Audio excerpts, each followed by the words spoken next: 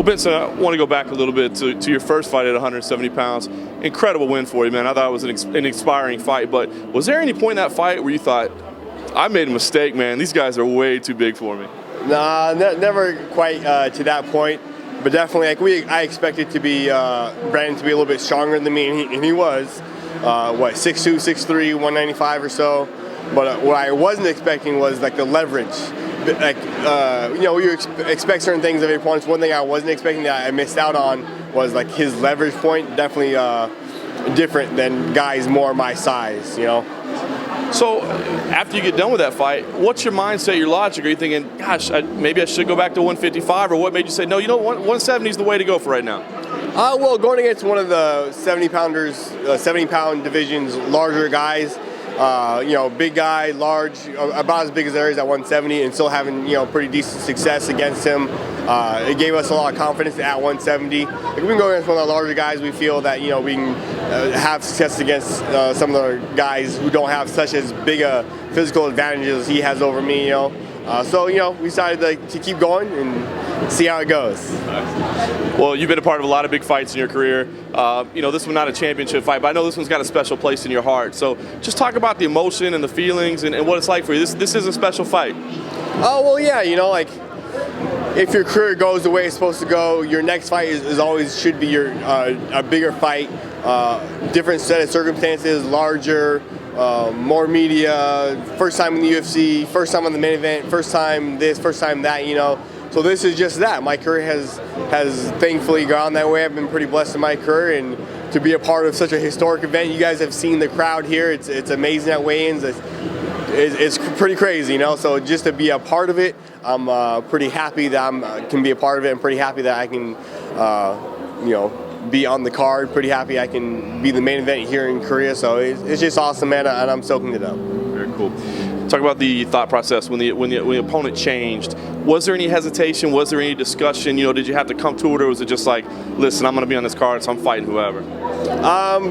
Pretty much for me, it's whoever, whenever. Doesn't matter, So Darryl Alves, awesome, sounds good. He got hurt. I feel bad for him.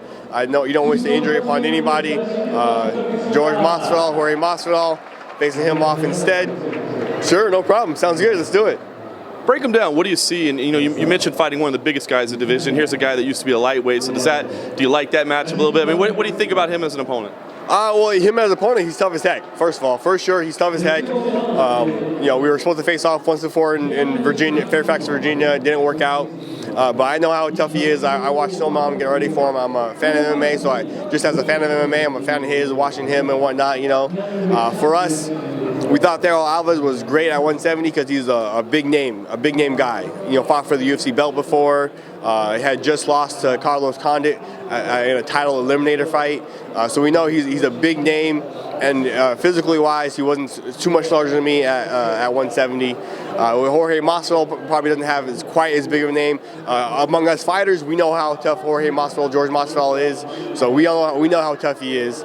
But among the general public, general fans, they don't quite understand the name, realize how tough he is compared to Darryl Alves. So we were a little bit disappointed about that. But it is what it is. So we gotta go out there and have a impressive performance against him. I initially thought the 170 thing was going to be a one-off, just try it out and see how it goes. But it looks like this might be your career path now. Are you prepared to say that welterweight is where you're going to finish your career, or are you still leaving lightweight open for the future? Definitely still leaving lightweight open. If I'm looking to earn a title shot. I'm looking to get that belt around my waist again. Doesn't matter whether it's at 155 or 170. I'm going to work my butt off. I'm going to earn a title shot, and I want to do it as soon as possible. If that's at 170, awesome, sounds good. If it's at 155, that's okay too. You made it clear you're going to test free agency after that. Fair play to you.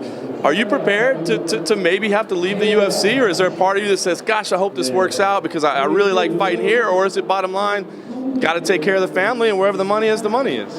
I, first of all, absolutely intend to take care of my family, for sure. And, secondly, on top of that, I intend on retiring in the UFC, so. We'll hope it works out for the best. Saturday night, what are we going to see? What kind of fight is it going to be? You mentioned the type of fighter that Masvidal is. Is he going to be able to lure you into that firefight? Are you going to try to play it smart? What are we going to see on Saturday night? Hey, come Saturday night, Mossfell's gonna walk forward. We know how tough he is. We know he's game. He's game bred. You know, I'm going forward too, and we're gonna see who the better man is come Saturday night.